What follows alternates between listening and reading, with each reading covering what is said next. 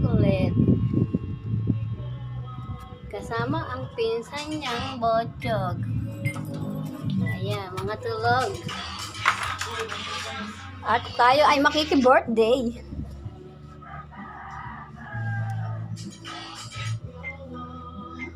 Bonggang-bonggang isda ah. Ang dami.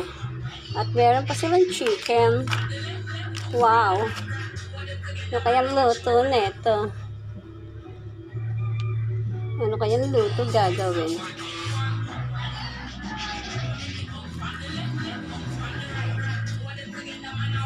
Eighteenth birthday ba? O, at may special guest na sa birthday. Naglalaba pa. Ikaw ang dahilan, hindi ako makatulog. Nilinis na ang ihawan. Isip sa'yo, katingang sinta.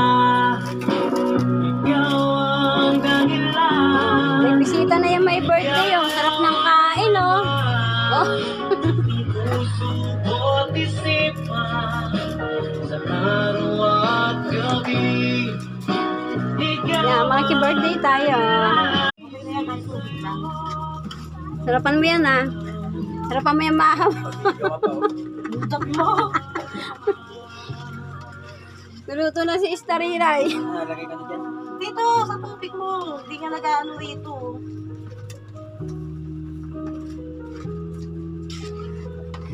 Sweet naman ni Romeo tsaka ni Juliet. Loka! Sige na, Mante! Eto na.